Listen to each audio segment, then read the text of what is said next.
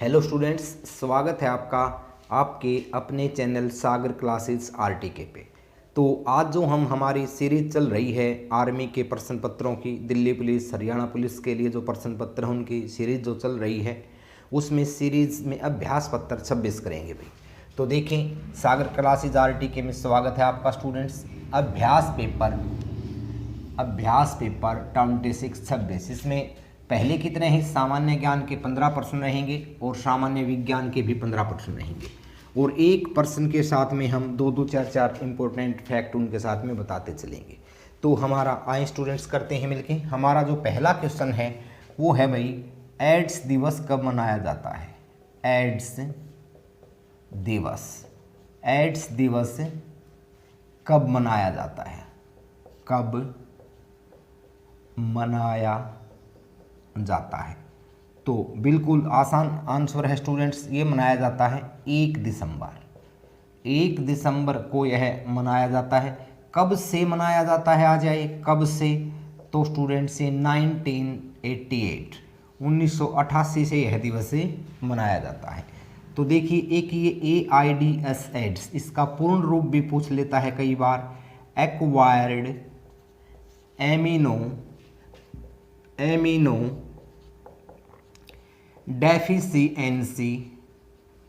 Deficiency syndrome,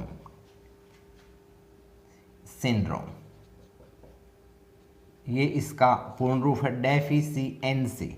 deficiency syndrome इसका पूर्ण रूप है। तो ये इसका पूर्ण रूप है। कारण होता है इसका स्टूडेंट्स, कारण एड्स की बीमारी जो है वो वायरस के कारण होती है, वायरस। और वायरस कौन सा है, विषाणु कौन सा है स्टूडेंट्स?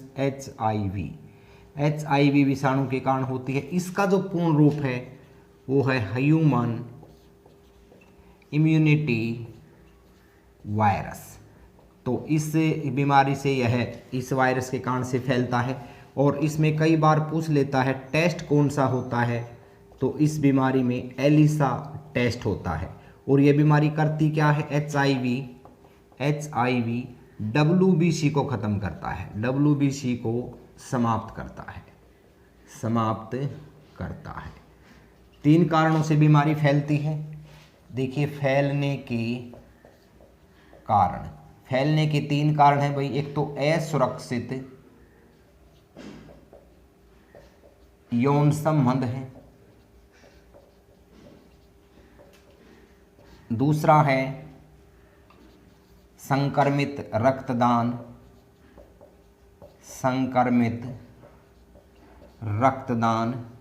और तीसरा है संक्रमित सुई। तो इस तरह से 3 कारणों से यह बीमारी फैलती है। बीमारी का कारण जो है वायरस या विषाणु है, और इसमें टेस्ट एलिसा होता है। और एक्वायर्ड इम्यूनोडेफिशिएंसी सिंड्रोम इसका पूर्ण रूप है। HIV का ह्यूमन इम्यूनिटी वायरस जो है उसका पूर्ण रूप है। और एड्स टीकाकरण दिवस, और देख लीजिए भाई, कई बार पूछ लेता है एड्स टीकाकरण दिवस। तो एड्स टीकाकरण दिवस है 18 मई। तो इतनी जानकारी हमें इस प्रश्न से मिलती है। एक बार फिर से देखिए, एड्स दिवस मनाया जाता है, कब मनाया जाता है? 1 दिसंबर को मनाया जाता है। कब से मनाया जाता है? 1988 से मनाया जाता है। इसमें एड्स का पूर्ण रूप एक्वायर्ड इम्यूनोडेफिशिएंसी सिंड्रोम, कारण होता है वायरस का नाम है HIV ह्यूमन इम्यूनिटी वायरस। और ये जो है स्टूडेंट्स, इसमें एड्स टीकाकरण दिवस मनाया जाता है 18 मई को, और एड्स की बीमारी में टेस्ट होता है एलिसा। फैलने के 3 कारण हैं, असुरक्षित यौन संबंध है, संक्रमित रक्तदान है, और संक्रमित सुई का प्रयोग करने से भी यह बीमारी फैलती है। और एक संस्था है जो इसके ऊपर काम करती है, संस्था का नाम है NACO, national AIDS control organization संस्था इसकी रोकथाम के लिए काम करती है। दूसरा क्वेश्चन देखें क्या कहता है। UNO का हेडक्वार्टर है, UNO का हेडक्वार्टर। तो UNO का हेडक्वार्टर कहाँ है स्टूडेंट्स? ये तो ये न्यूयॉर्क में है। न्यूयॉर्क में UNO का हेडक्वार्टर है। कई बार ये पूछ लेता है कि भाई इसके भाग कितने हैं? इसके भाग जो हैं वो 6 हैं। इसकी भाषा कितनी है? इसकी भाषा कितनी है? भाषा भी 6 हैं। कार्यकारी कार्यकारी भाषा कितनी हैं? तो कार्यकारी भाषा 2 हैं, एक तो अंग्रेजी है और एक फ्रांसीसी है। फ्रांसीसी, ये कार्यकारी भाषाएं हैं। कुल 6 भाषाओं में चीनी भाषा है, अंग्रेजी भाषा है, फ्रांसीसी भाषा है, अरबी भाषा है, स्पेनिश भाषा है और आपका रूसी भाषा है। ये स्टूडेंट्स जो है कुल 6 भाषाएं हैं यूएनओ में, और कार्यकारी भाषाएं 2 भाषाएं हैं, अंग्रेजी और फ्रांसीसी। दूसरी चीज़, हेडक्वार्टर न्यूयॉर्क में है। इसकी स्थापना भी पूछ लेता है, इसकी स्थापना कब हुई थी भाई? तो यूएनओ की स्थापना होती है स्टूडेंट्स 24 अक्टूबर 1945 को। 24 अक्टूबर 1945 को यूएनओ की स्थापना होती है। एक इसका महासचिव पूछ लेता है, महासचिव कौन है स्टूडेंट्स वर्तमान में? तो इसके महासचिव हैं एंटोनियो गुटेरस इसके महासचिव हैं यूएनओ के। और महासचिव की नियुक्ति कितने वर्ष के लिए होती है? 5 वर्ष के लिए इसकी नियुक्ति होती है। एंटोनियो गुटेरस किस देश के हैं? ये पुर्तगाल के हैं भाई, पुर्तगाल। एंटोनियो गुटेरस पुर्तगाल के हैं। पुर्तगाल की राजधानी क्या है? लिस्बन है। पुर्तगाल की राजधानी आ जाए तो कौन सी है? लिस्बन पुर्तगाल की राजधानी है। एंटोनियो गुटेरस पुर्तगाल के हैं, ये यूरोप महाद्वीप का देश है। तो ये जानकारी हमें मिलती है स्टूडेंट्स यूएनओ से। मैक्सिमम इन्हीं में से यूएनओ के बारे में प्रश्न आते हैं, तो इन्हीं में से पूछता है। हेडक्वार्टर कहाँ पे है? न्यूयॉर्क में है। स्थापना 24 अक्टूबर 1945 को, अपना स्थापना दिवस बनाता है यूएनओ 24 अक्टूबर को। दूसरी चीज़, भाग कितने हैं? इसके 6 भाग हैं स्टूडेंट्स, जैसे सुरक्षा परिषद है, महासभा है, सामाजिक और आर्थिक परिषद है, एक सचिवालय है, एक अंतर्राष्ट्रीय अनायास परिषद है, तो इस एक आपका अंतर्राष्ट्रीय न्यायालय है। तो इस तरह से इसके 6 भाग हैं। तो देखें भाई नेक्स्ट क्वेश्चन, एक इसके ध्वज में ये पूछ लेता है, यूएनओ के ध्वज में मोस्ट इंपॉर्टेंट क्वेश्चन है स्टूडेंट्स, यूएनओ के ध्वज में किस पौधे की पत्तियों का प्रयोग है?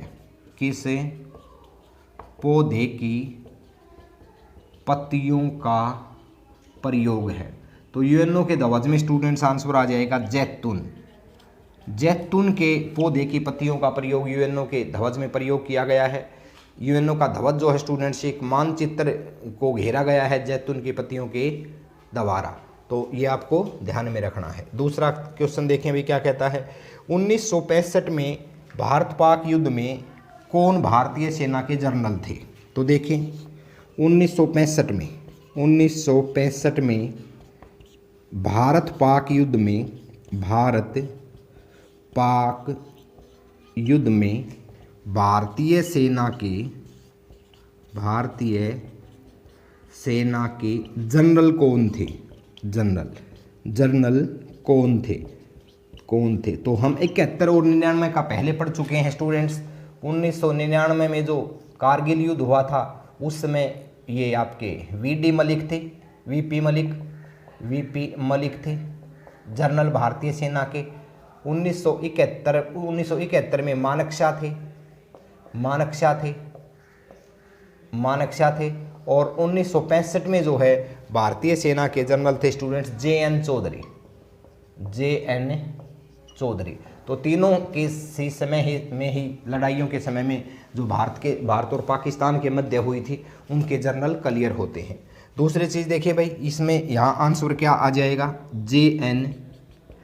चौधरी जो है स्टूडेंट्स भारतीय सेना के 1965 में जनरल थे। नेक्स्ट देखिए भी क्या कहता है, काजीरंगा किस लिए प्रसिद्ध है? तो यहाँ देख लीजिए भाई, कई बार बता चुके हैं। काजीरंगा नेशनल पार्क प्रसिद्ध है। किस लिए काजीरंगा नेशनल पार्क प्रसिद्ध है? तो यह प्रसिद्ध है एक सींग वाले गैंडे के लिए। एक सींग वाले गैंडे के लिए काजीरंगा नेशनल पार्क प्रसिद्ध है। और यह स्टूडेंट्स बता दें आपको असम में है, और असम की राजधानी आ जाए क्या है? तो असम की राजधानी स्टूडेंट्स दिसपुर है। दिसपुर राजधानी है। काजीरंगा नेशनल पार्क वहीं स्थित है। इसके बारे में मैं पहले भी आप लोगों को बता चुका हूँ। ये आपका यूनेस्को ने इसको वर्ष 1985 में विश्व विरासत सूची में शामिल कर लिया था। एक मानस वन्यजीव अभ्यारण्य भी जो है असम में है, उसको भी 1985 में यूनेस्को ने विश्व विरासत सूची में शामिल कर लिया था। तो ये काफ़ी बार ये क्वेश्चन पहले भी आ चुका है। ये एक सींग वाले गैंडे के लिए प्रसिद्ध है। दूसरा देखें भाई क्वेश्चन क्या कहता है। क्वेश्चन है आपका वंदे मातरम के रचनाकार कौन है। तो देखें भाई वंदे मातरम के रचनाकार, वंदे मातरम के रचनाकार, वंदे मातरम के रचनाकार कौन है। तो स्टूडेंट्स बंकिम चंद्र चटर्जी, बंकिम चंद्र चटर्जी वंदे मातरम के रचनाकार हैं, बंकिम चंद्र चटर्जी। और स्टूडेंट्स ये कहाँ से लिया गया है। आनंद मठ, आनंद मठ से यह लिया गया है। पहली बार कब गाया गया था। पहली बार गाया गया था 1896 में। गाने का समय कितना है 65 सेकंड है। और 24 जनवरी 1950 को संविधान ने इसको मान्यता दी थी। यह हमारा राष्ट्रीय गीत है वंदे मातरम।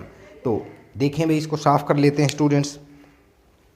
एक ज़्यादा से ज़्यादा चैनल को शेयर और सब्सक्राइब कीजिए भाई, शेयर और सब्सक्राइब ज़्यादा से ज़्यादा कीजिए। जितने आपके फ्रेंड सर्कल में हैं जिन्होंने कंपटीशन एग्ज़ाम के लिए तैयारी कर रहे हैं या आगे कोई परीक्षा देंगे, तो इन कंपटीशन एग्ज़ाम के बच्चे के लिए ये मोस्ट इम्पोर्टेंट सीरीज़ है। इससे आपका जो बेसिक चीज़ें हैं वो क्लियर हो जाएंगी और आप इन्हीं से बड़े प्रश्नों में भी जा सकोगे। बड़े से बड़े जो एग्ज़ाम के लिए आप तैयारी कर सकोगे। बेसिक चीज़ें यही हैं, इनकी तैयारी के बगैर आप बड़ी परीक्षाओं तक नहीं पहुंच सकते। तो देखिए भी क्या कहता है।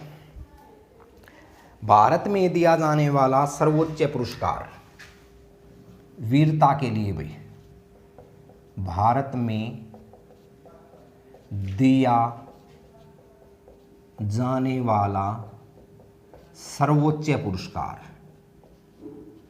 सर्वोच्च पुरस्कार कौन सा है, कौन सा है, किस क्षेत्र में, वीरता के क्षेत्र में, वीरता के क्षेत्र में।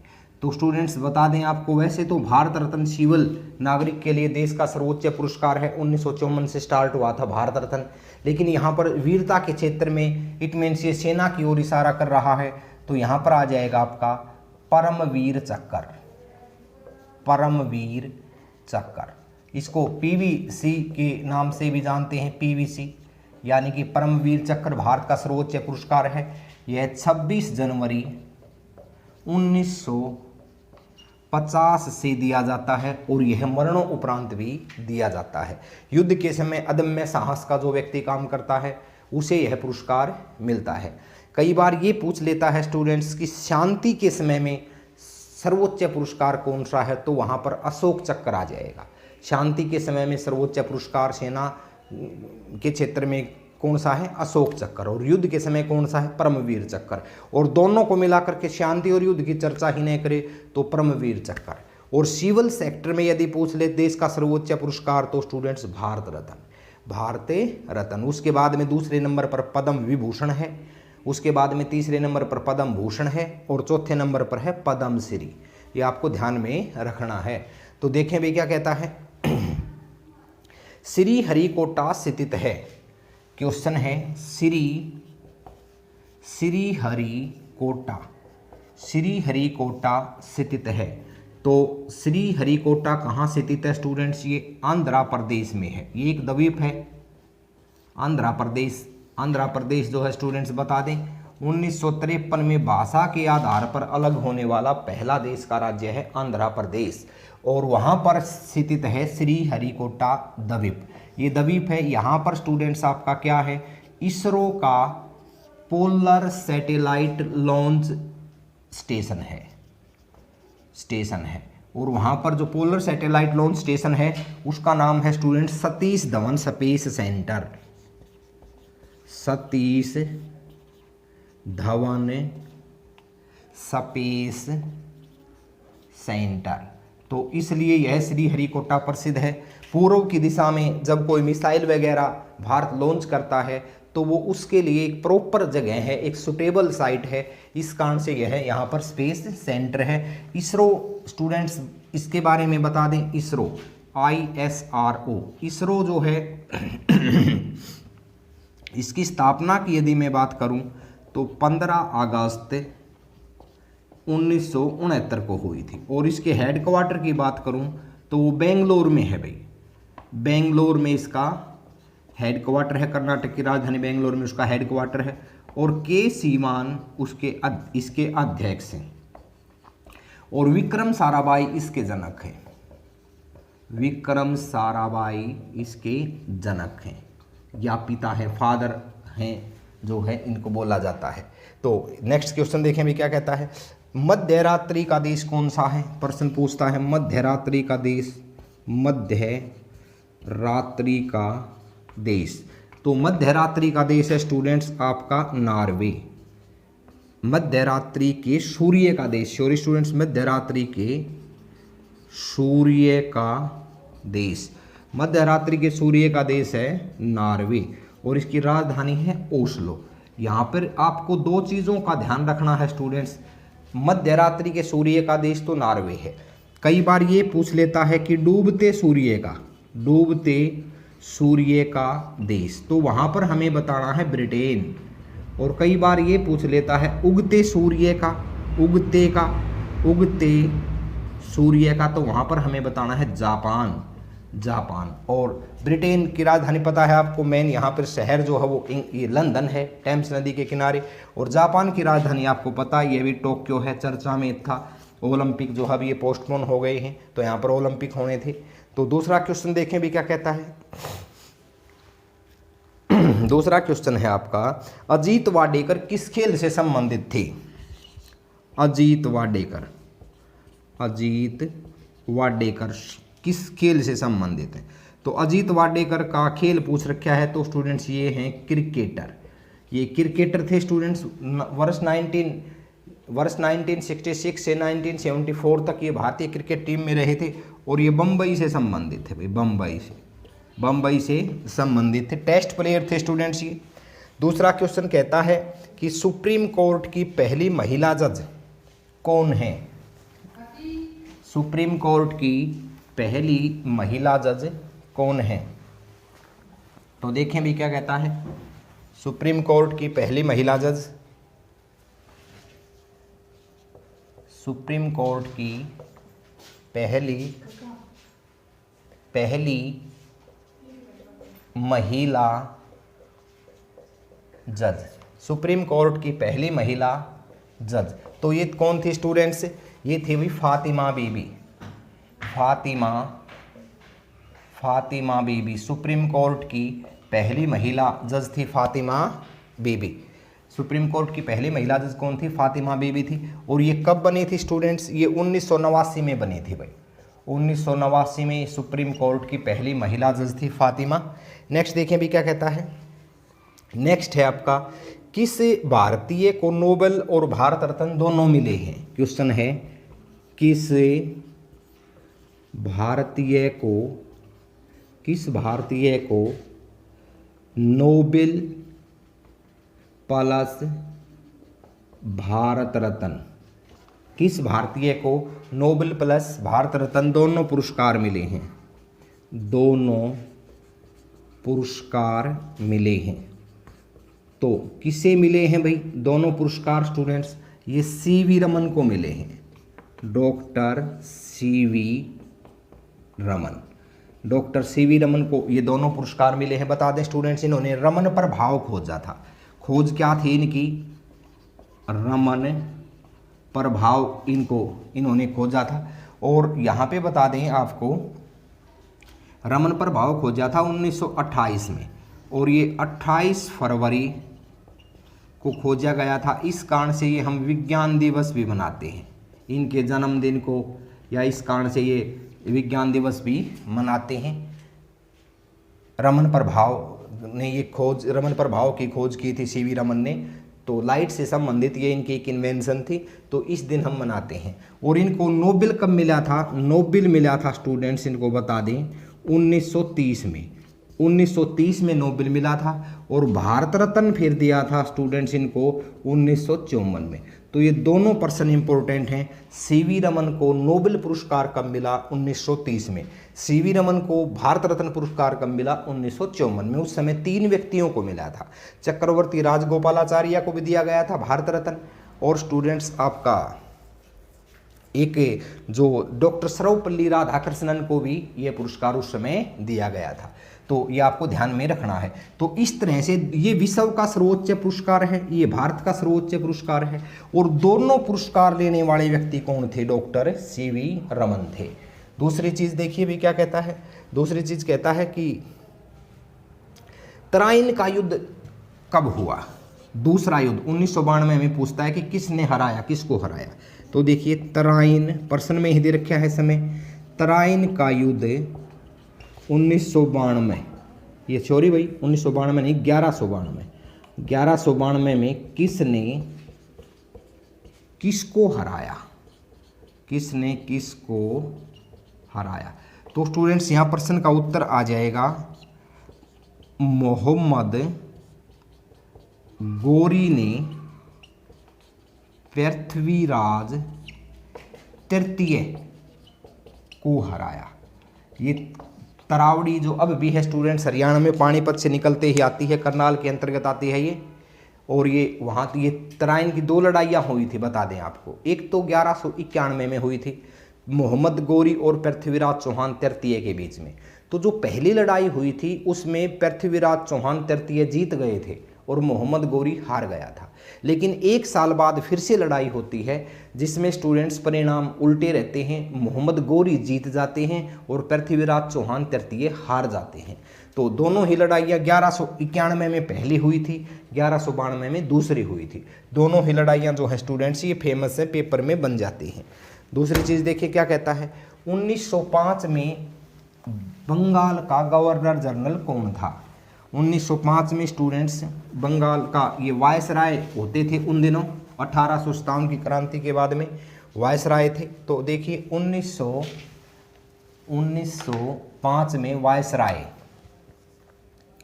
1905 में बंगाल का वायसराय कौन था? वायसराय कौन था? बंगाल का वायसराय कौन था? 1905 में स्टूडेंट्स लॉर्ड कर्जन जो है वो बंगाल के वायसराय थे, और इन्होंने ही बंगाल विभाजन किया था। बंगाल विभाजन कब हुआ पूछ लेता है, तो 1905 में हुआ था और लॉर्ड कर्जन ने ही किया था। यहाँ आपको 3 तिथियाँ ध्यान में रखनी हैं। एक तो 1905 बंग भंग बोला जाता है, ये बंग भंग। और स्टूडेंट्स एक 1906 मुस्लिम लीग की स्थापना कब हुई थी? 1906 में मुस्लिम लीग की स्थापना। एक 1907 में कांग्रेस विभाजन। तो ये इस तरह से 3 तिथियां क्रम में आपको ध्यान में रखनी है। एग्जाम में एक आध दिन में से बन जाती है। बंगाल विभाजन कब हुआ? 1905 में। मुस्लिम लीग की स्थापना कब होती है? 1906 में। और भाई कांग्रेस का विभाजन कब होता है? 1907 में, जो आगे चल के 1916-17 में पुनः एकत्रित हुई थी। तो नेक्स्ट देखिए भी क्या कहता है। करो या मरो का नारा किसने दिया? करो या मरो का नारा, करो या मरो का नारा दिया स्टूडेंट्स आपका 1942 में महात्मा गांधी ने। महात्मा गांधी ने 1942 में करो या मरो का नारा दिया था अंग्रेजों भारत छोड़ो आंदोलन के दौरान। आंदोलन के बारे में स्टूडेंट्स फाइनल 8 अगस्त 1942 को हुआ था और पूरे देश में आंदोलन 9 अगस्त 1942 को फैला था। ग्वालियर टैंक मैदान से इसकी घोषणा की गई थी। तो नेक्स्ट देखें भी क्या कहता है।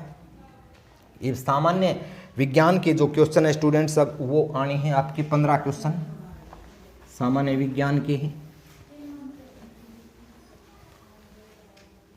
देखिए ताप का एसआई मात्रक क्या है?